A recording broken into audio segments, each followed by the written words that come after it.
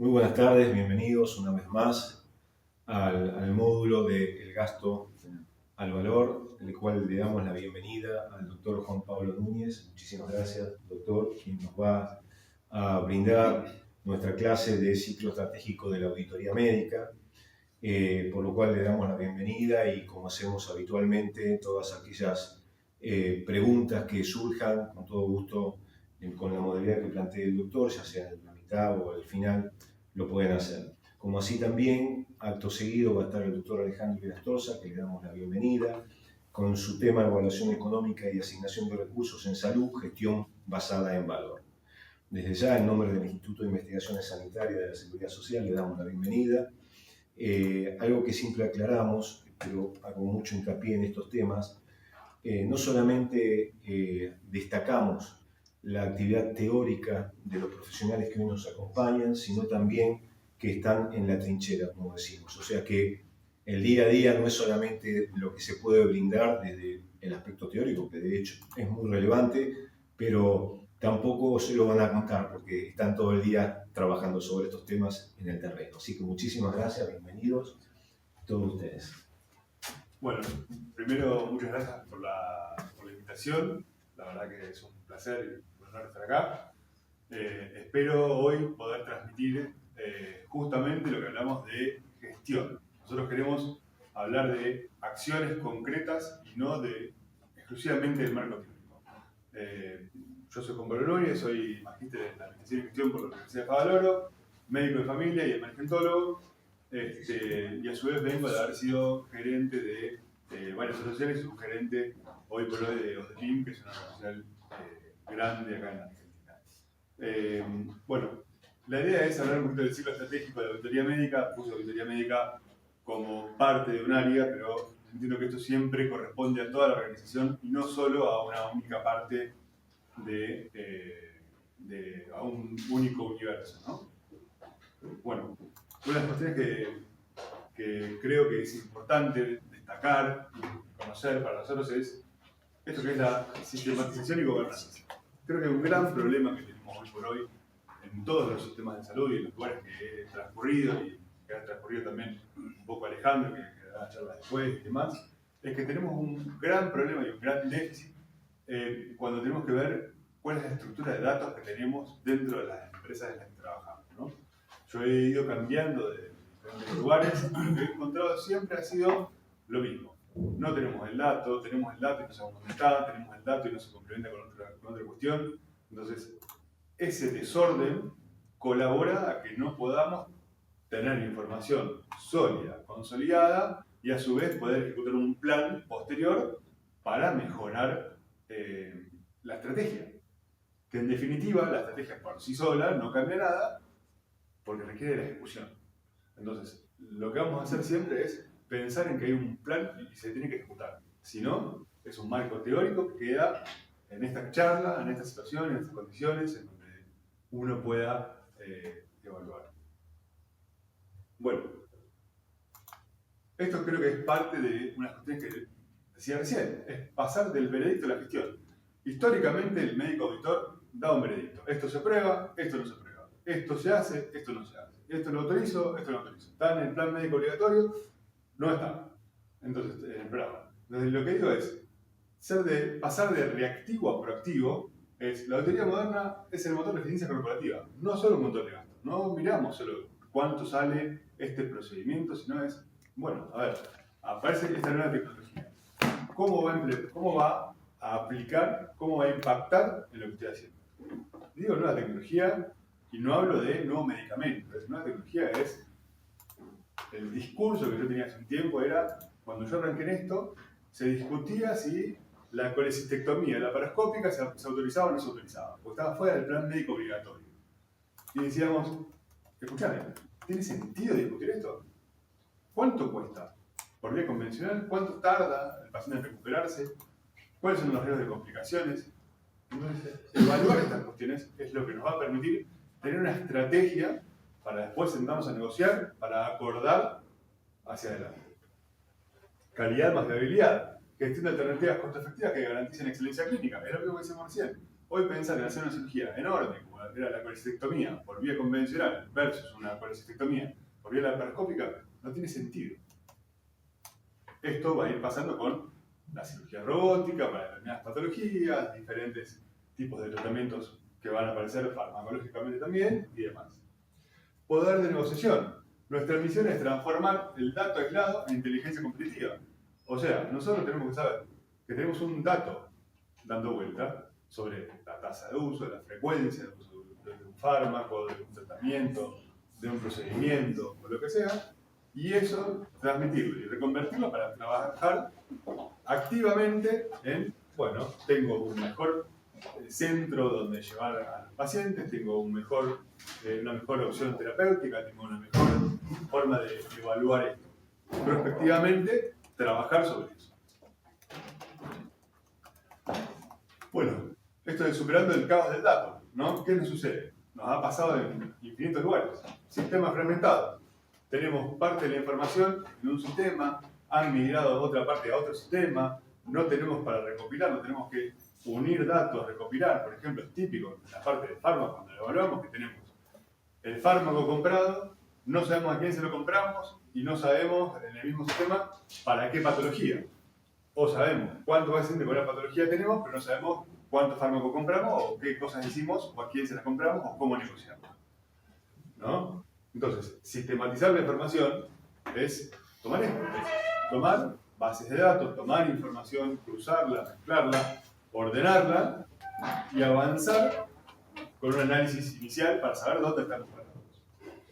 Esto nos lleva a la gobernanza, es la estructura que nos permita tener esto ordenado en la presentación y poder hacer análisis, evaluación, estrategia, control. Lo vamos a ver después este ciclo más adelante. Estandarización. Podemos ver, hay un montón de formas de estandarizar, pero acá es un ejemplo típico, la de SNOMED y CIE-10. El que no conoce SNOMED, digamos, básicamente es una plataforma que permite tener un lenguaje único y evaluar los casos. Ejemplo típico nuestro, nos sucede de manera muy frecuente que tenemos a pacientes que tienen cáncer de mama y aparecen CA de mama, cáncer de mama, CA luminal, diferentes formas de nombrar la misma patología, con lo cual cuando queremos agrupar las patologías se nos hace muy difícil porque que cada uno va tomando diferentes formas. Detección de fugas. Los algoritmos que identifican automáticamente códigos no correspondientes o sobrefacturación. Esto es una forma que podemos trabajar sobre eso. Dale. A ver si se escucha mejor ahora. Más cerquita. ¿Más cerca? ¿Acá? Sí. Decime, dígame si se escucha bien. ¿Estamos? Ah, perfecto. Bueno, seguridad jurídica. ¿No? Vemos las clasificaciones técnicas basadas en estándares internacionales reconocidos, o sea, que la información tiene que estar segura, tiene que estar ordenada y tenemos que poder referir sobre qué estamos tratando. Escalabilidad, capacidad de auditar miles de registros con presión quirúrgica, o sea, si nosotros tenemos todo ordenado, estandarizado, con el diagnóstico correcto, nos permite realmente poder tomar una gestión sobre eso y ordenar la patología, ordenar el costo global de patología, ordenar los consumos asociados a eso. Entonces, nos parece que es fundamental tener estandarizada la información para poder agruparla y poder trabajarla. Entonces, el dato único, sin estandarización, comparamos manzanas con peras, porque podemos estar viendo diferentes patologías bajo una misma estandarización o diferentes, o subdividiendo mal la patología. Entonces, la codificación es la base de la eficiencia médica. Acá tenemos que hacer un gran esfuerzo. Todos los sistemas que tenemos en general tienen mucha fuga por acá y es parte del trabajo del área biomédica, si se quiere. Bueno, me meto un poquito en esto del benchmarking, que es raro hablarlo en salud en general, y se lo ve más en este tipo de empresas, pero me parece que es súper interesante aplicarlo acá. ¿Por qué? Porque tiene gestión metida. Y acá lo que buscamos es nosotros poder generar gestión. Entonces, ¿qué es el benchmarking? Es un proceso sistemático de indicadores que nos permiten mostrar desempeño y tener referentes de mercado interno. Entonces, nos va a permitir compararnos a nosotros con nosotros mismos y ver qué tenemos alrededor y cómo estamos funcionando. Digamos. Es un mercado donde hay competencia. En salud tenemos mucha competencia. Cuando hablamos de las matrices FODA que se hacen y demás, y esto, bueno, esto es algo que nos ayuda bastante a verlo, ¿no? Entonces, el benchmarking interno es esto, es identificar qué auditores o centros propios logran mejores resultados para replicar su éxito. Digo, a ver, tenemos a alguien que funciona bien. Por ejemplo, hoy por hoy es muy común tener auditores especialistas en algún tipo de patologías. Con lo cual, ese es un concepto de éxito probablemente para mejora de algunas situaciones. El regional, medir nuestros costos y resultados contra el promedio del sector. Prestadores A versus B. ¿Cómo nos va con un prestador determinado? No solo en el costo que tenemos arreglado, sino en la tasa de complicación, la infección, la intervención temprana, cómo están los halos y demás. El gap análisis. Cuantificación exacta del desvío para accionar en la mesa de negociación. O sea, tengo este desvío, tengo más internaciones, tengo prolongación de las internaciones. ¿Cómo me siento a negociar con ese prestador que se prolonga la internación? Con ese prestador que tengo más tasas de infección intrahospitalaria u otras cuestiones. Entonces, las etapas del benchmarking me parecen interesantes, pero es esto, es determinar a qué se le va a hacer el benchmarking, formar un equipo de benchmarking. Digo siempre, en salud nosotros tenemos que hacer equipos. No solo el área médica, no solo el área de compras, no solo el área de admisión, contrataciones, no son áreas separadas en salud. El éxito depende de que todas formen y trabajen en conjunto. De hecho, a mí en lo particular me sirve un montón, me resulta súper interesante conocer y hablar y compartir con gente que no es médica. Yo soy médico, alguien que no lo es, tiene a veces una mirada muy crítica o muy diferente o desde otro lugar que no es la mía que estoy en esto. Entonces me nutre un montón. La tercera etapa sería identificar las empresas que poseen las mejores prácticas. Digo, si tengo un competidor que le va bien, tiene casos de éxito con una estrategia que implementó, buenísimo. Trato de copiarla, trato de adaptarla a mi negocio, a mi situación y demás. Y eso es éxito. Recopilar y analizar la información. Volvemos a lo que decíamos antes, sistematizar, trabajar y ordenar la información. Y la quinta, que para mí es fundamental, es actuar. Si nosotros hacemos todo el análisis, hacemos todo el trabajo, pero no accionamos, si no actuamos, esto es nada. Esto es repetir y repetir ciclos de mala gestión, malos resultados, mala progresión. Bueno, benchmarking y desafío por prestador. Este es un ejemplo, no es una cuestión, digamos, como para tomarla así, pero sí es como para tomar sobre una base, establecer, tener prestadores A, prestadores B, es decir, dónde tenemos el desvío, dónde estamos mejor, cómo nos vamos acercando. Y esto lo que es importante es que es un circuito que se repite.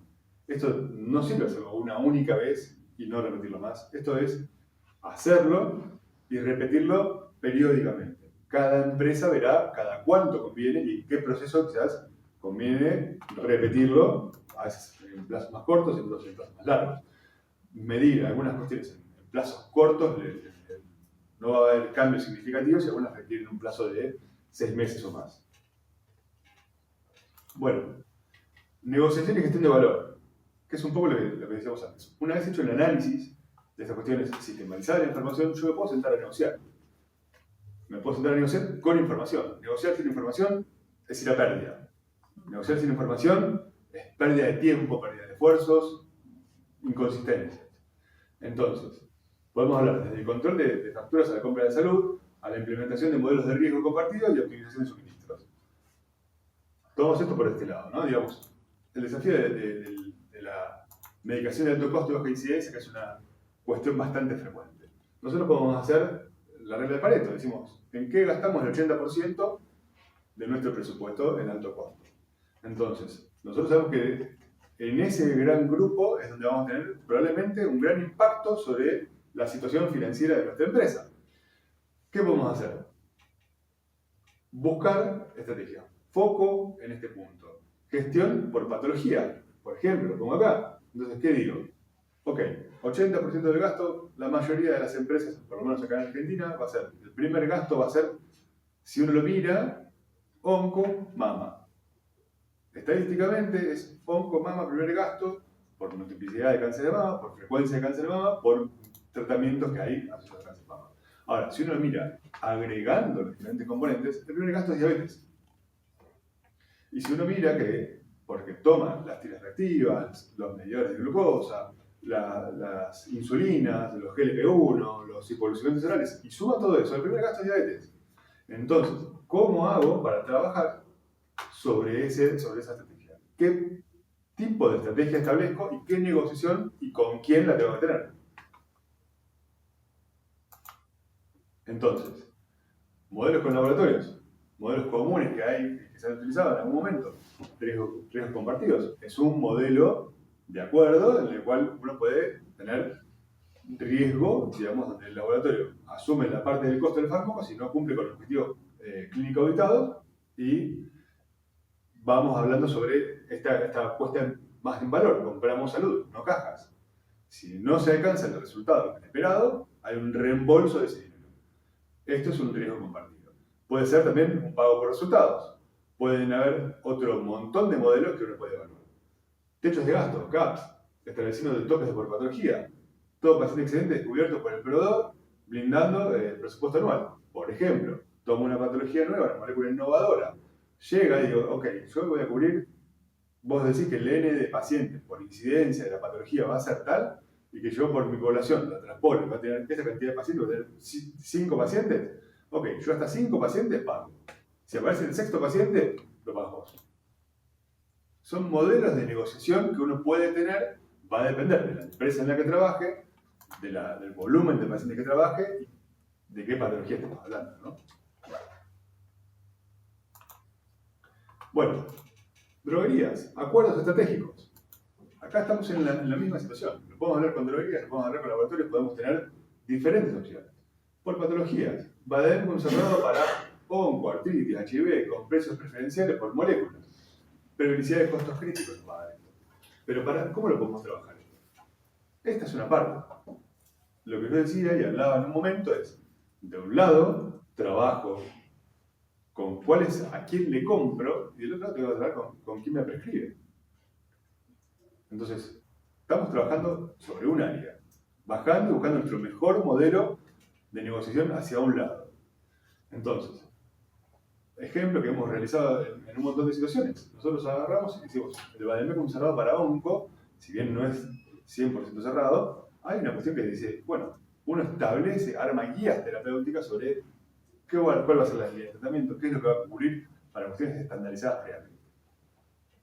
Escalonamiento por volumen.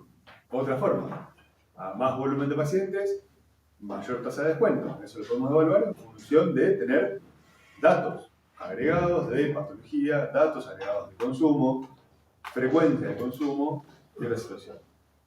Optimización financiera, negociación de plazos. Les voy a dar un ejemplo. En algunos lugares donde he trabajado, por ejemplo, teníamos acuerdo con un laboratorio que le comprábamos algunas cosas de manera directa, porque el descuento era significativo, y en el sistema argentino la financiación a veces es importantísima, y en otros casos decidimos comprarlo por droguería porque teníamos mayor plazo de pago. Entonces, hay que evaluar con un financiero, con un economista, con un contador que tengan en la empresa, qué nos conviene, el modelo en el que estamos. Porque hoy que en Argentina, por ejemplo, la inflación bajó, las tasas son menores y el rédito financiero tal vez es menor. Y quizás me conviene más plazos de pago más cortos con mayores descuentos. Entonces son todas opciones que uno tiene que ir viendo. Stock en consignación. Medicamento de propiedad del proveedor, hace su variación, pago al uso. ¿Dónde puede llegar a servir esto? Por ejemplo, si tengo algún centro propio o no propio, pero sí de referencia de la obra social o del prepago o del lugar donde trabaje, digo, che, te voy a dejar medicación a vos para que se vaya reponiendo, para que altas más tempranas, circulación de pacientes, ahorro en el inicio de terapias de manera temprana, para tener ahorro sobre la internación, ahorro en la compra, mejor situación, y la movilidad que da el capital, ¿no? O sea, a veces uno tiene ese flujo con algún proveedor estratégico. Optimización de suministros, digamos. Acá hay una complicación que hoy, previo a comenzar la charla, la teníamos, y que es la logística inversa. Perfecto. La logística inversa y la trazabilidad. Hoy por hoy en Argentina una cuestión bastante compleja con la trazabilidad, que es, no nos permite ir hacia atrás con algo ya entregado en farmacia, ni siquiera al paciente. Entonces, eso nos dificulta tener un recupero de medicación que va a la destrucción, porque una vez trazada para un paciente X, la medicación no puede ser utilizada. Entonces, una de las cuestiones del sistema que debería replantearse tiene que ver con qué podemos hacer para mejorar o modificar la trazabilidad. Esto tiene que ver con parte de movimiento de ARMAT y demás, pero parece que es una cuestión interesante. Logística inversa, que va relacionada a trazabilidad, es un poco de esto de pensar a veces cuando uno puede recuperar rápidamente medicación que ha suministrado para un paciente determinado. A veces la ventaja que tenemos cuando damos medicación en internación en un paciente determinado, podemos reutilizarla de manera de reasignar al paciente, tenerla en el centro o alguna otra cuestión, saltando algunas barreras, no del todo formalmente. ¿Está bien? Pero son cuestiones que nosotros nos permiten hacer grandes ahorros. Fíjense que la gestión de medicamentos en internación hoy es el principal gasto de internación, no es el horario médico. La cama en sí, hoy no es uno de los principales gastos. El gasto está en medicamentos. Hoy vemos los medicamentos de los antibióticos de amplio espectro nuevos, digamos, tienen un gran impacto en las instalaciones. Bueno, lo que hablamos del suministro rápido y eficiente, entrega inmediata de medicación en casos de pacientes internados. Típico, nosotros, voy a dar un ejemplo, la gama globulina. Acá en Argentina, el prestador la quiere otorgar, nosotros no queremos otorgarla, queremos mandarla a nosotros. ¿A cuánto compramos? ¿Qué diferencia tenemos? ¿Y cuánto entregamos? Clínicamente por el paciente, primero. Y segundo, porque tenemos que ver qué tiempo demora la intervención y qué tiempo en días cama nos consumimos para entregarle una medicación de alto costo. Entonces, por el día de internación también nos corre en contra. Entonces, la brecha, si no es grande, quizás conviene autorizar al proveedor, al prestador. Entonces, son opciones que nosotros tenemos que evaluar. Alianzas estratégicas, evaluar convenios, mejoras conjuntas en productos especiales. A veces nos ha sucedido que hemos encontrado algunos prestadores que han permitido la reposición de medicamentos, a veces de alto costo, que tenemos posibilidades de trabajar estratégicamente en acuerdos con droguerías que nos da una logística para la alta temprana de pacientes, que son las cuestiones que también nosotros tenemos casi una dificultad. El paciente que termina su internación, que va a la internación domiciliaria, por ejemplo, para continuar con un tratamiento, a veces esa gestión demora y nos cuesta días cama del paciente internado sin recibir nada, sin ningún beneficio. ¿Ah? Entonces son puntos muertos. Evaluar también, digamos, posibilidades de mejoras puntuales con las droguerías, a veces que son ese operador logístico clave para solucionar estas cuestiones, y mismo a veces por el prestador. A veces el prestador nos termina entregando medicación a nosotros para el paciente que vaya de alta, nuestra factura igual, y yo hago un circuito más rápido. Eso se puede acordar. Esos son acuerdos de valor para eso, que también tienen un costo que uno tiene que evaluar. Sinergia y monitoreo. Un poquito de lo que hablábamos antes, ¿no? Es cerrar el círculo, la colaboración interdepartamental, digamos, nosotros solo desde la parte médica, conocemos la parte médica, pero seguramente alguien de la parte financiera nos puede aportar un montón de información que quizás nosotros podemos replantear la estrategia en función de eso, o alguien que nosotros podemos ver. A la gente de contrataciones le podemos decir, mirá, con este prestador estamos teniendo estos problemas, podemos mejorar en función de eso. Y un poquito esto que hablamos antes, ¿no? Del ritmo de gobernanza para asegurar la sostenibilidad, ¿no? Mantener los controles y el chequeo. Entonces acá podemos ver que en el ritmo, digamos, y en esta cuestión que charlamos nosotros habitualmente, hay cosas que se pueden ver con alertas semanales, y podemos ver consumos, débitos, impactos, demoras, y demás. Por ejemplo, nosotros tenemos un control bastante estricto de las internaciones, con lo cual, digamos, si algo se desvía en una semana, si la cantidad de pacientes sube, si hay algo que está fuera de lo normal, vamos a tener alerta temprana de eso. El mensual, decimos, a ver qué KPI establecimos, y según el KPI que establecimos, cómo hacer el cumplimiento de esas metas. Digo, si voy a hacer una estrategia, que lo decía antes, es decir, por ejemplo, hago un acuerdo de compra por portfolio, por producto, por grupo de patología, y quiero ver cómo voy con eso, probablemente en los 30, 60 días voy a empezar a tener el impacto presupuestario de eso. Y voy a poder empezar a hacer algún tipo de análisis para ver si realmente la estrategia implementada es beneficiosa o no. ¿Está bien? El trimestral. Bueno, vamos a hacer un chequeo trimestral de la mayoría de los procesos. En 3 meses, habitualmente, los ciclos de internación, liquidación, facturación y demás, cerramos, con lo cual podemos evaluar cuál es el impacto sobre las negociaciones que se tuvieron hace 3 meses rápidamente, digamos. En general, eso lo podríamos establecer. Y el anual, bueno, balance del ROI, balance de un plan estratégico. No estamos acostumbrados a verlo de esta manera. Para nosotros es fundamental que haya un balance, que haya un crecimiento y un conocimiento en el área específica. Entonces, conocer qué es lo que vamos a hacer, qué es lo que estamos midiendo y cómo estamos evaluando el impacto de estas cuestiones, para nosotros es clave. Y un poquito lo que decíamos antes, es, volviendo a la idea del benchmarking, no hay forma de trabajar en esto desde la descripción de un problema, desde la observación de un problema, si no aplicamos la gestión. La gestión a veces es justamente actuar, bajar a la acción medidas para cumplir. ¿Qué es eso? Bajar a la acción? Es sentarse con el prestador y ver cuál es su situación, cuál es su rol, cuál es su importancia, reconocerlo. En muchos casos nosotros hemos reconocido gestiones estratégicas de prestadores y por eso han sido prestadores referentes para ciertas patologías y hemos concentrado patología en ese tipo de prestadores porque resultan estratégicos, con mejoras en o condiciones de pago, o plazos de pago, o montos, o otras cuestiones donde uno puede ir entendiendo cómo se acompaña. Pero es fundamental que con el análisis inicial, que con la situación inicial, se hable, se ejecuten, se registren todas estas cosas. Porque si no, caemos en el modelo del diagnóstico sin tratamiento.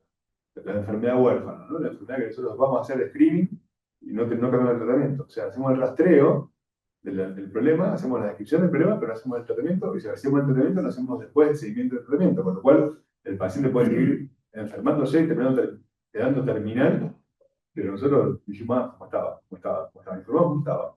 Nunca dijimos qué hicimos, ni hablamos otra cuestión.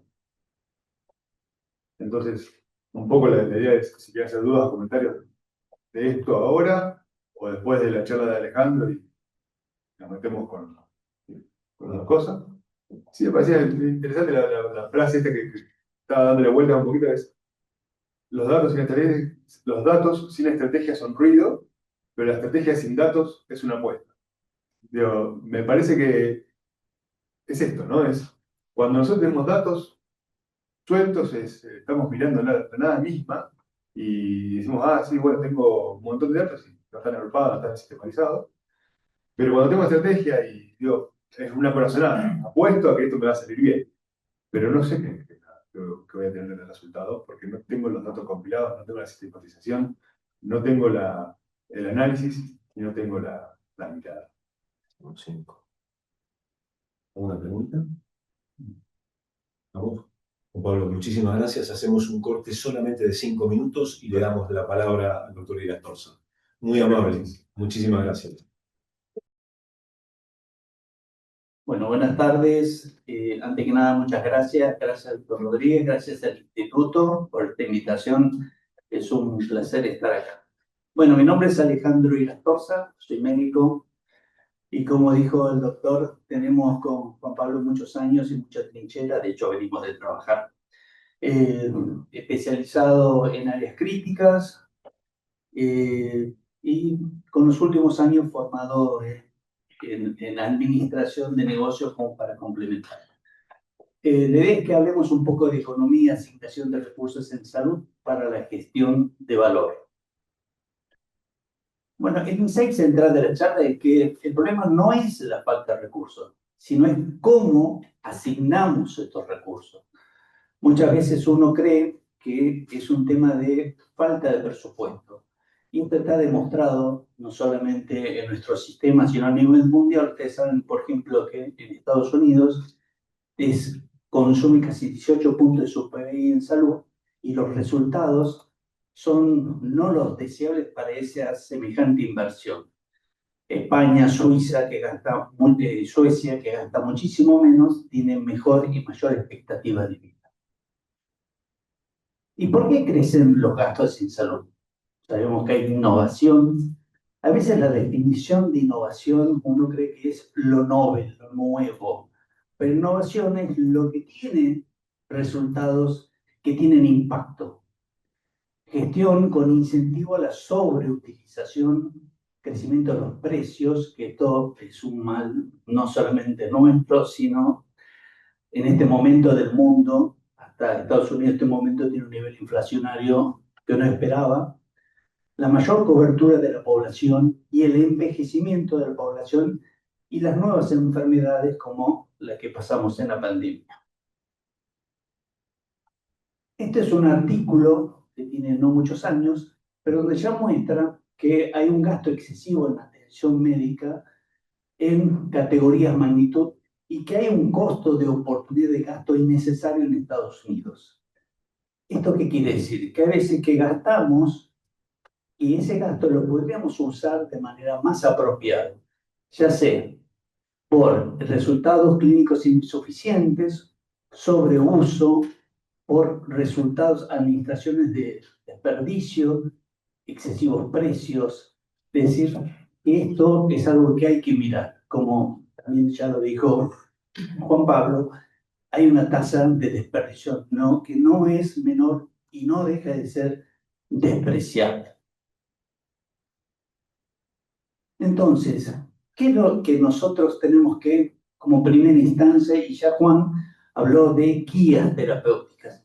Y cuando uno habla de guías terapéuticas, uno dice, son guías de las sociedades, que puede ser que uno tome guías de sociedades médicas, pero en general nosotros vemos revisiones sistemáticas, vemos metaanálisis, donde hay un compendio de información que habla de la fortaleza, de la fuerza de la información y que esa información migra o disminuye el sesgo y el efecto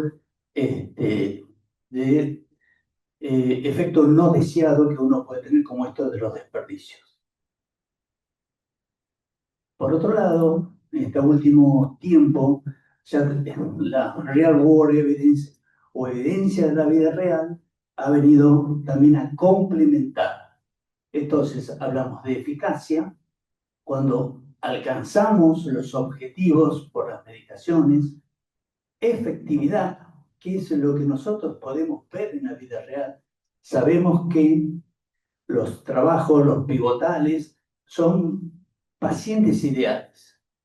La vida, los resultados en Real World Evidence es lo que lo vemos en la vida diaria. También, bueno, ya habló Juan de lo que son los acuerdos de riesgos compartidos. Es todo un capítulo, pero que hay que cada vez más, y no es nuevo. Uno cree que los acuerdos de riesgo son relativamente nuevos y tienen más de 20 años. Este año, en el ISPOR que está actualmente en curso en Estados Unidos, se está trabajando mucho, están reflotando el tema de acuerdos de resultados compartidos. Acordémonos que los resultados pueden ser financieros, es decir, ¿qué es lo que hacemos habitualmente todos? Discutimos las bonificaciones, los descuentos, pero el otro tema es los acuerdos de riesgo por resultados clínicos, donde pagamos y sirve, como dijo Juan. Ahora, ¿en todas las moléculas vamos a trabajar en esto? No. tenemos que trabajar en las moléculas que tengamos un grado de incertidumbre. Y otra cosa también es el monitoreo continuo de los resultados. Entonces, el primero es el marco integrado de evidencia, donde identificar el sesgo, detectar y descartar sesgos, la evidencia, los pivotales, los metaanálisis, comprobar o validar con la evidencia de la vida real, interpretar clínico y económico para decidir calificar. Lo ideal sería llegar a una metodología GRADE. El tema es que muchas veces el GRADE es retrospectivo. ¿Por qué? Porque demora, porque necesita evidencia consolidada y a veces el tiempo de implementación de un procedimiento, de una molécula, no da tiempo. Y muchas veces tenemos el GRADE de manera retrospectiva. Entonces, esto es el esquema base de farmacoeconomía que le diría que está desarrollado por el doctor Michael Drummond en Inglaterra, donde lo primero que se plantea es, ¿puede funcionar? Bueno, ahí tenemos donde es importante la medicina basada en evidencia. Funciona con las guías, los niveles de decisión, y si está funcionando, es donde intervienen las agencias de tecnología sanitaria. Es decir, que es un caminito que es indispensable para ver al final de la luz cuánto nos impacta económicamente, ¿no? Entonces, el marco de valor es necesario para el proceso de ser transparente, para la toma de decisión en evaluaciones de tecnologías sanitarias, los cuales van a depender mucho de la carga de enfermedad. No es lo mismo tener una enfermedad huérfana o tener una familia con enfermedad huérfana, que eso nos va a impactar habitualmente en las moléculas que trabajan, y el umbral que está aceptado de pago es mucho mayor que tener, como dijo Juan, por ejemplo, diabetes, que es una patología, diría que de bajo precio, pero que en el N impacta y parecería ser de alto precio. Entonces, prevalencia, severidad, el tiempo de curso de la patología y la mortalidad si es prematuro o no. Entonces, para compensar este punto, lo que uno busca es la efectividad, y lo ideal es alcanzar un grade que nos va a permitir hablar del nivel de certidumbre de la evidencia, evaluando el efecto entre diferencias absolutas o relativas, intervalos de confianza. Esto hay que salir de la estadística teórica a la estadística clínica, el impacto clínico.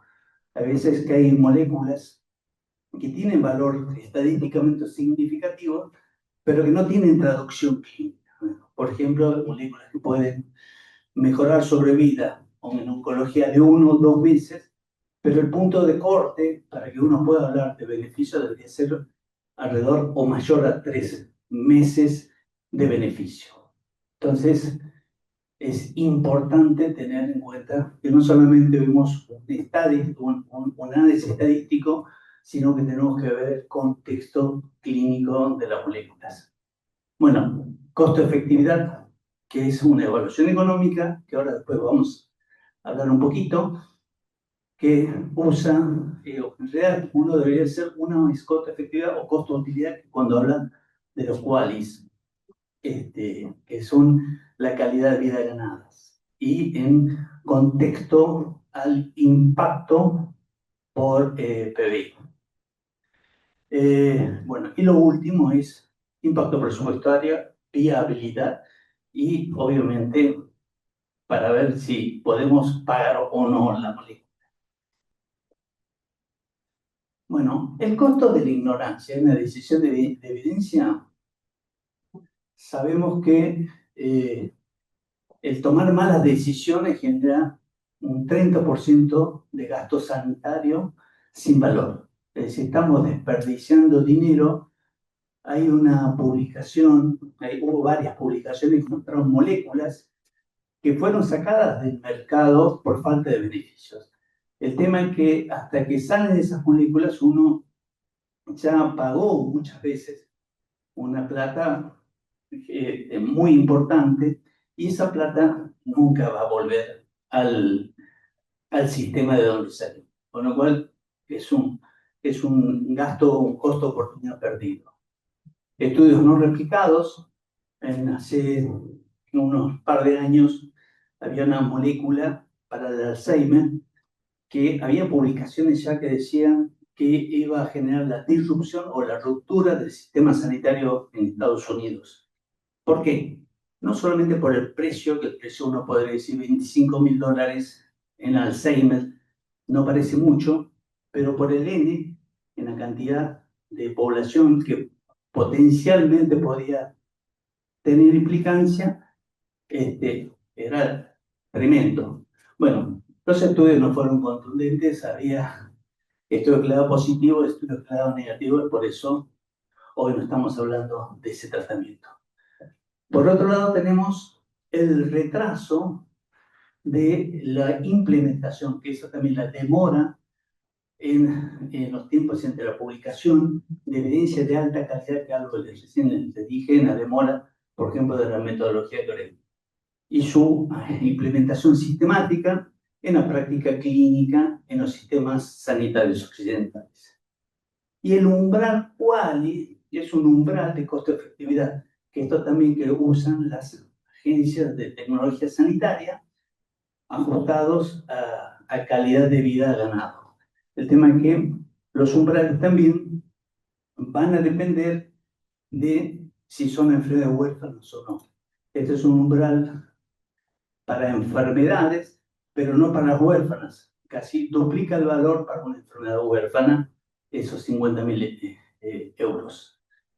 Entonces, estos datos ilustran que la medicina basada en evidencia no es un lujo académico, sino una necesidad operativa para cualquier sistema sanitario que aspire a la sostenibilidad financiera y a la excelencia clínica simultánea.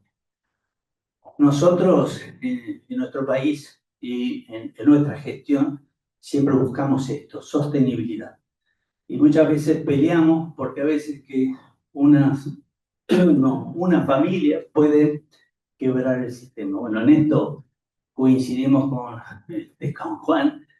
Bueno, yo siempre hablo de esto, de Pareto, pero el Pareto para mí es hablar de las moléculas o los fármacos que me generen mayor impacto presupuestario para analizar si están bien dados o no, si tengo alternativas. El sistema es dinámico y entonces tenemos que seguir analizando nuevas propuestas. Y llevándolo al terreno y a la práctica, nosotros, la idea era presentarles un poquito nuestra experiencia el año pasado.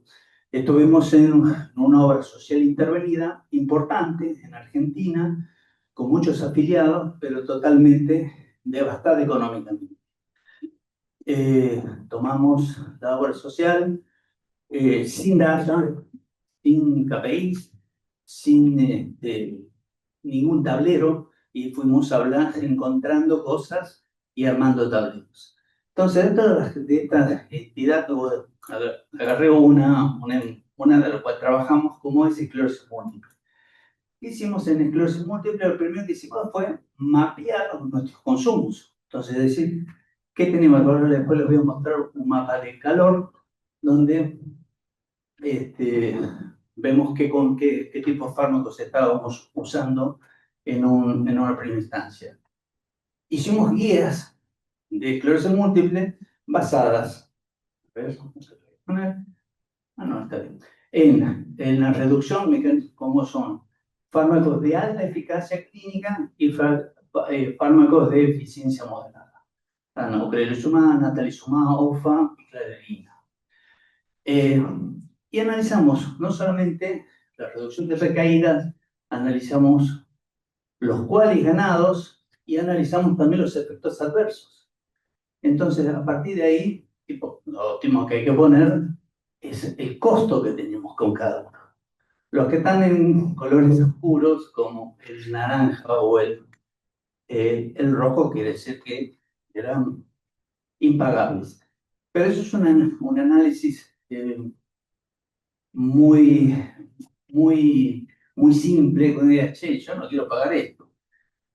Interferón, molécula que es vieja, que no están los de alta respuesta y estoy pagando muchísimo. Pero nos enfocamos en tratar, obviamente, de buscar alternativas al interferón beta, sino también trabajar sobre las moléculas que eran de alta eficacia, pero impagables, como era el natalizumab. Bueno, este es el mapa de color. Pusimos 2 meses, mayo versus noviembre del año pasado, en donde los de arriba, el fingolimod, es donde más tenemos o teníamos en ese momento. El mayo sería, lo ven ustedes desde la izquierda, noviembre hacia la derecha, mirando el frente. Y no teníamos ocrelizumab, pero sí teníamos natalizumab.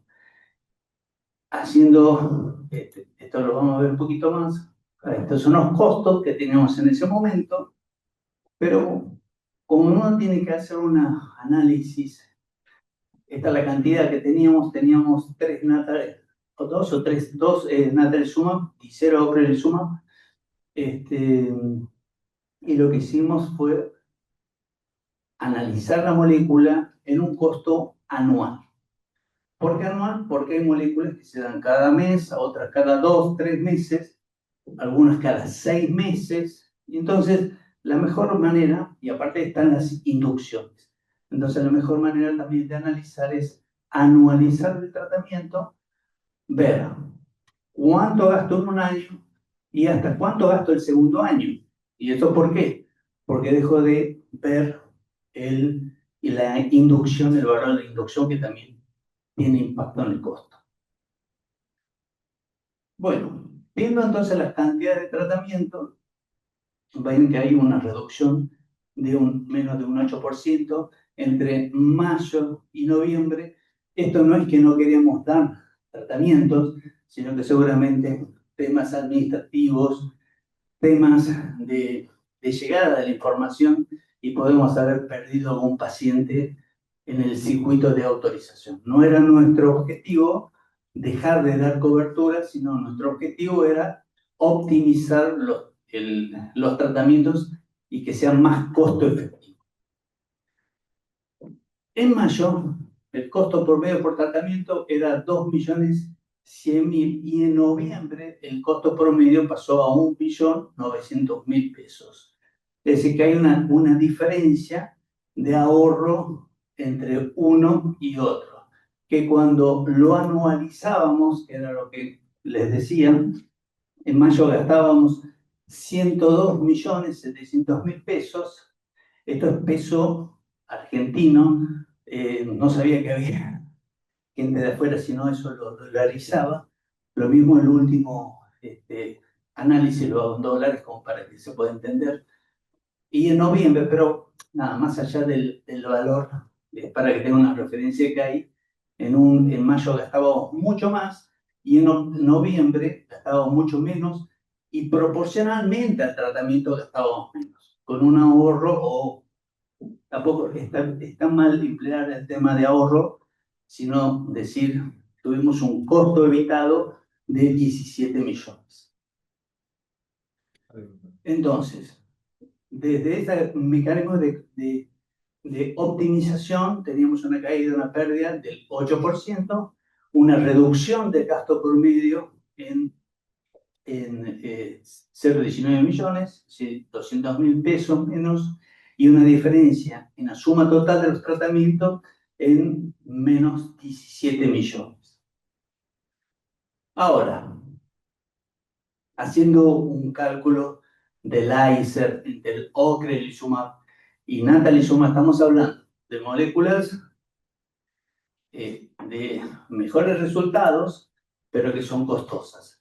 Entonces, lo que definimos es decir, hagamos un análisis técnico entre diferencias de valor y diferencias de resultado. Y pusimos, nada, los valores que anualizados, con el ocrelizumab gastábamos 78 millones y con el latalizumab gastábamos 151 millones. Los cuales de ganados por el ocre era 9.6 y el natali 11.7. La diferencia era a favor del quali 2.1, pero la diferencia económica a favor del ocre era de 73 millones. Ahora, haciendo esa ecuación, diferencia de costo, delta de quali, nos daba ese resultado en 34 millones por quali ganados.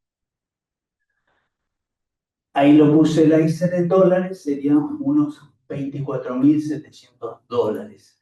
Con lo cual, el ocrelizumab era costo efectivo. Acordémonos que los umbrales terapéuticos van entre 1 a 3 PBI per cápita. En nuestro país, el PBI está alrededor de los $13.000, con lo cual 13 por 2 son 26, está por debajo de 2 PBI per cápita. Con lo cual, si bien no es menor a 1, que sería el mejor de los escenarios, es menor a 2 y no supera 3 como si supera el 3 el natalizumab.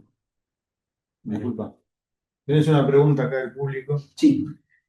Hay menos tratamientos en noviembre. De 49 pasó a 45. ¿También baja el costo? Sí, eso, por eso lo puse acá, que había una pérdida no deseada de 8.2% de caída de tratamientos. Esto fue no porque deseábamos dar menos tratamiento, sino que fue parte de los problemas logísticos. Esta es una obra social extensa porque arranca en el norte del país y termina en el punto extremo del país, a lo largo y a lo ancho, y a veces los sistemas de comunicación, logística y demás nos permitía o nos generaba el retraso o a veces pedir las validaciones de los estudios para confirmar. Tengamos en cuenta que estos son moléculas que tenemos que estar certificados que el beneficio que sea para el paciente, que es lo primero que uno tiene que hacer en una auditoría, lo que se llama apropiabilidad. Si es el paciente ideal, buscamos el tratamiento ideal para ese paciente. Ahora, te hago una pregunta yo, Ale. Obvio. Cuando hiciste el ajuste, en mayo de noviembre, Sí. en el contexto inflacionario que tenemos, ¿lo ajustaste o fue parte? O sea, el ahorro fue mayor. Sí, no está ajustado a inflación, no hicimos ese cálculo. Siempre eso te da un mayor todavía. Un 3% mensual durante 6 meses, estamos hablando de 18 puntos ahí. Sí, eso magnificaría inclusive. Lo que sí, ahora, todo esto, que este es un pequeño granito de lo que hicimos, porque esto no es, hicimos más casi 20 guías terapéuticas, con lo cual uno debería ver el impacto no solamente en una patología, sino en todas las patologías. Lo que ven en color claro en amarillo es medicamentos de alto precio. Arriba, no veo bien, pero está diabetes, medicamentos de bajo precio y hemofilia. Esas son las tres. Pero lo que quería mostrarles era cómo sobre el gasto total de medicamentos, el presupuesto total bajó de manera significativa, casi 6 puntos, y bajó lo que es en medicamentos de alto precio también de manera significativa. Entonces, hay un costo evitado neto de alrededor de un 17%. Y esto era hacer guías, hacer análisis e implementar esos cambios. Bueno, lesiones para el sistema es, debemos vigilar el crecimiento de los costos, mantener la mirada atenta al continuo crecimiento del gasto sanitario. Esto es tremendo, pero hay que hacerlo. Evaluar profesionalmente lo que es costo-efectividad, decía, hacer evaluaciones fármacoeconómicas, central, reconocer lo que es la brecha entre la eficiencia y la efectividad y promover innovaciones con valor. Es decir, sostener solo las innovaciones que aporten un valor demostrado. Por eso lo primero que mostré era el roadmap, el mapa de llegar de la evidencia al beneficio. Eso es lo central. Hoy hay herramientas excelentes, hoy tenemos inteligencia artificial, hoy podemos hacer los cálculos y encontrar la evidencia a un clic de cualquier molécula, de cualquier cosa que ustedes necesiten, está. Entonces, hay que saber usarlas. Bueno, hasta acá llego mi presentación, así que estoy dispuesto para las preguntas. Una pregunta, doctor, para usted y para el doctor Núñez. Lo que veíamos, evidentemente, son, de alguna manera, datos duros, financieros, económicos, pero a mí no me cabe la menor duda, y eso a esto va la pregunta, que existe un sistema que tiene que ver con el management de toda la gente que trabaja con ustedes, ¿no? O sea, ¿cómo ha sido ese proceso? Que quizás a lo mejor es una variable un poco más soft, pero hace a la gestión, y con todo respeto lo digo, si yo tuviera que ponderar, diría que es un 70-30, pegando al Pareto, ¿no? Pero bueno, me gustaría que esto, porque básicamente para comentar a la gente, ¿no? Mira, gracias por la pregunta. Es central, primero, detectar lo que decía bien Juan, tener datos, saber dónde te aprieta, dónde tenés necesidad. Después, mapear tus procesos. Esto que llamamos periodo paciente es algo no deseado, claramente. Ahorro, pero no es el ahorro que yo quiero generar. Yo quiero generar un ahorro para dar ese costo-oportunidad, dar acceso a más moléculas. Cuando nosotros llegamos, la obra social estaba paralizada. Había deuda, había un stock de deuda tremenda, entonces, pero se gastaba mal encima. Entonces, lo que era es hacer guías, trabajamos muchísimos haciendo revisiones sistemáticas, haciendo guías, y para llevarlo al proceso involucramos a todos los equipos y tenemos encuentros semanales. Entonces, para encontrar, para que entiendan y para que busquemos caminos de confluencia y para tratar de solucionar esos problemas. Algunos hemos solucionado, a otros obviamente no, por eso también tuvimos esa pérdida del 8%. Yo agrego una cosa a lo que dice Ale, que creo y destaco, que es el trabajo conjunto y el trabajo en equipo es fundamental. Acá lo que mata el resultado muchas veces es el ego, de creer que uno hace el cambio y la gestión y que tiene la verdad. Entonces, los trabajos colaborativos relacionados con el farmacéutico, que no existía en la organización donde estamos, incorporamos una farmacéutica, el rol de ella, sentarnos con la gerencia de finanzas, generar reuniones con la gerencia de compras, tener esa cuestión estratégica interna, fue fundamental.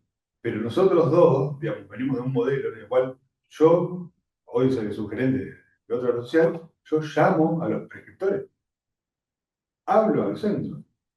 No es que dictamen, mando carta y me corro. Entonces, el modelo de gestión es con el cliente interno y con el cliente externo. Entonces, nosotros tenemos que buscar socios estratégicos. Bueno, ¿dónde trabajamos en eso? Bueno, buscamos algunos centros que se adecuen al tipo de indicaciones o a las guías que nosotros queremos implementar, y conversamos con ellos y buscamos al socio estratégico. Entonces, ese es el trabajo proactivo al que hay que sumar, me parece.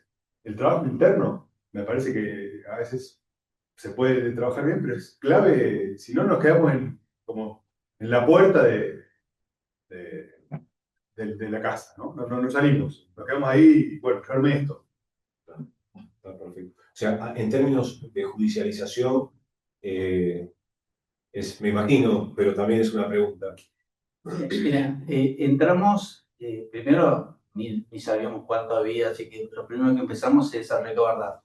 Yo hice toda una curva, seguimiento de judicialización. Llegamos a un ACMED en abril de 70 judicializaciones, 70 amparos en un mes.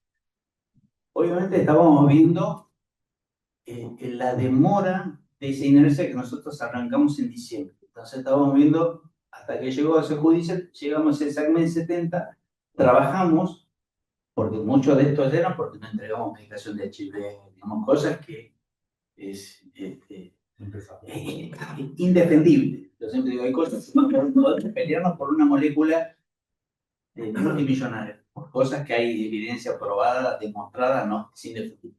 Terminamos la gestión con 15 amparos. Hicimos toda una curva descendente de entrega, de eficiencia, de mejora del proceso, de todo este caminito que hay entre el paciente, que debería ser el centro, pero hoy, digamos, más allá de lo económico, no se llegaba a ese paciente porque no llegaba el circuito.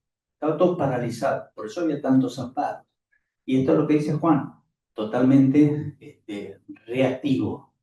Nosotros pusimos un forecast, nos pusimos un pronóstico de trabajar bien proactivo en mejorar. Lograr comprar mejor, negociar con las farmacéuticas, tratar que se compre mejor desde compras, desde finanzas, que le prometemos, le paguemos, no quedar mal, de que la vuelta, que el circuito de esa vuelta que nos permita llegar realmente al paciente. Y una cosa más es, de vuelta, es la comunicación. La peor estrategia es no comunicar o comunicar mal. Y para nosotros el llamar al médico y tratar de negociar, explicar, fundamentar nuestra posición y buscar acuerdos es fundamental, hacerlo de manera proactiva. Digo, es ir y hablar y que el médico sepa que estamos atrás de eso y que estamos discutiendo con evaluación, informados y que estamos atrás de los temas. Y lo mismo con el paciente. Al paciente que no se le da respuesta, que envía su solicitud y que está dando vueltas 15 días, un mes, la obra social y no tiene respuesta de ningún tipo, es el paciente que va a empezar con los conflictos de reclamos ante la superintendencia, defensa del consumidor, amparo y demás. Con lo cual, la comunicación es un eje central para evitar la judicialización, pero hay que tener información y sentido. No, hay un mensaje de Miriam García que dice: con Ale y Juan fue un trabajo muy fortalecedor del equipo con un gran entusiasmo y amabilidad. Gracias, Miri. Fue parte de este equipo y la verdad que yo siempre digo, los que hacen el trabajo son ellos. Uno pone un poquito, no mucho, de estrategia, pero ellos hacen un gran trabajo porque comunicarse con el médico, buscarlo al médico, que mande la información. Esto de que lo que siempre se habla de valor, que es lo que el paciente quiere, pero sobre una base de resultados y costos, nos cuesta mucho. Yo calculo que cada vez nos va a costar menos porque por cada vez hay más datos, por cada vez hay data y se está empezando a cargar bien los datos. A veces uno ve, che, esta medicación no coincide con el diagnóstico y te ponen cualquier diagnóstico. Cáncer in situ y te piden una inmunoterapia, está claramente mal cargado. Nada, tener datos reales, tener datos bien nomenclados, que estén estandarizados y después usar la estrategia. Che, ¿por qué voy por este camino si puedo ir por el otro camino? Nada, esto que dice Juan también del diálogo, me hace acordar hace muchos años, una de las primeras cursos que hice con el Austral, el GEDES, digo, hablaban de juicio en ese momento de mala praxis. Dice, ¿cuál era la solución? Yo agarré, saqué mi cuaderno, digo, me voy a poner a escribir a ver qué. El diálogo. Digo, bueno, esto es lo que hablo yo todos los días. Esto es lo que yo hago. Esto es lo que tenemos que hacer. El médico tiene que hablar. Tenemos que comunicar y discutir. Y más que discutir, negociar. Tenemos que aprender a negociar, a escucharnos, que sea una escucha activa y ver lo que nosotros podemos y lo que nos da. Porque también, yo siempre también digo, a mí me encantaría tener un Porsche. No tengo la plata, hoy ni las rutas hay tampoco, así que me da el estímulo de tenerlo. Entonces tenemos que vivir la realidad, no podemos hacer tampoco una medicina que no es compatible con nuestra realidad sociocultural y económica.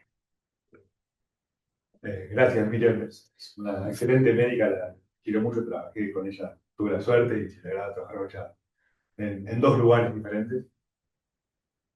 Y sí. Bueno, sí, tenemos Mariana Terol. Dice, soy farmacéutica, trabajo en una prepaga a cargo de alto costo. El trabajo en equipo con médico auditor es fundamental. Y la comunicación con los médicos prescriptores es la única opción. Totalmente, 100% de acuerdo. Creo que es la mejor estrategia, lo que nos ha dado resultados. Yo hago chistes a veces, ¿vale? Se nota que hay el interior. Digamos, a veces yo hablo con gente de otros lugares. Me está discriminando. Un poquito. Pero digo, pero me pasa a veces que a veces tengo diálogos a las 8 de la noche, porque con el horario de la siesta y demás, se terminan el consultorio más tarde, y he hablado con gente 8 o 9 de la noche y decís, y tenés ese diálogo, pero ofrecerse. Perderle el miedo a estar atrás del escritorio. Si tenemos información, si vamos a hablar como colegas o vamos a hablar de manera respetuosa. ¿No? El sentarnos en veredas opuestas, lo único que perjudica es al paciente. Ahí primero valoramos muchísimo a los farmacéuticos, para mí son pilares porque conocen cosas que nosotros no sabemos ni vamos a saber. Entonces es muy importante, aparte ellos generan una red de conocimiento. Mira, en tal lugar se está por vencer, entonces antes que se te lo vencen, te lo venden a un precio diferencial, hay que generar un ahorro. Y yo siempre me acuerdo de un caso de una inmunoglobulina que hablaba hoy Juan. Primer presupuesto ya urgente, 60 millones. ¿Cuánto lo terminamos comprando? 6 millones. De 60 millones a 6 millones. No es que lo compraste de 60 a 55, un gran negociado. Cosas así, porque cuando no se pone esa, decir, ¿por qué voy a pagar esto? Esto es un robo. Empezamos a fidelizarnos y a trabajar con nuestros stakeholders y no como una competencia, porque a mí me han pasado información, pero súper calificada, top secret, a riesgo inclusive, porque hoy, viste, compartir información es como, yo trabajo acá, vos trabajas al frente, pero somos amigos y nos ayudamos, y eso es lo central, porque tenemos un problema que tal vez el primer mundo de Europa no lo tiene, que es la transparencia también de los precios. Entonces, hoy, él seguramente no compra como yo, y estamos en la misma ciudad. Entonces, compartir, trabajo colaborativo, ni digo que vamos a jugar a fútbol también, pero compartimos todo eso y compartimos información y eso nos ayudamos. Y eso hace que nuestra gestión sea mucho mejor. Yo creo que los farmacéuticos es una de las áreas más alejadas o poco vistas en la seguridad social y que creo que debería tener un rol más protagónico al que tienen en la actualidad. Así que bienvenida, agradezco eso y le mando un saludo a Clarita Zalewski que trabajó con nosotros en el proyecto. No, Mariana les agradece el reconocimiento. Muy bien, estamos. Bueno, en nombre del Instituto, más allá de la formalidad, agradecerles, porque en realidad todos, cuando nosotros planteamos y esta propuesta que la hablamos prácticamente ya hace varios años con Sebastián, gente de Roche, que trabaja sobre aspectos que hacen en la sustentabilidad. Dejamos de lado temas que muchas veces tienen que ver con el marketing y demás, porque ellos que forman parte del sector, que somos nosotros, como decía un filósofo, es la sostenibilidad y sustentabilidad del sistema. ¿Por qué? Porque ese ahorro nos beneficia a todos, y más en nuestro país, donde realmente siempre se plantea como un factor de riesgo y crítico la fragmentación del sistema, lo cual atenta contra la solidaridad y la equidad. Entonces, estas buenas prácticas, como en el inicio de esta actividad, planteábamos esto de qué bueno de poder compartir las buenas prácticas y que los profesionales que pueden emitir estos comentarios no solamente tengan el conocimiento teórico, sino también lo práctico. Esto que plantean tanto el doctor Irastorza como el doctor Núñez, ellos lo plantean de una manera muy sencilla, pero créanme que el concepto del management sistémico, la dinámica de grupo es lo más difícil a la hora de pensar en la sostenibilidad, que cada grupo muchas veces funciona como silos. Digamos, este corolario es nada más y nada menos que para agradecerles esto, que nada más y nada menos se llama del gasto al valor, ¿no? Porque es un poco lo que el valor no es solamente desde el término de lo económico, sino todo el valor de la sinergia en los equipos. Nuevamente, en nombre del instituto y lógicamente de todos aquellos que estamos participando de esta actividad, agradecerles y lógicamente invitarlos en otra oportunidad, porque no solamente lo plantearon en un PowerPoint, sino también que están siendo corroborados por sus alumnos. Así que muchísimas gracias. Le damos lógicamente el cierre a esta actividad del día de hoy. Le deseamos un feliz fin de semana y Día de la Patria el día lunes. Así que muchísimas gracias. Gracias. Gracias. Thank you.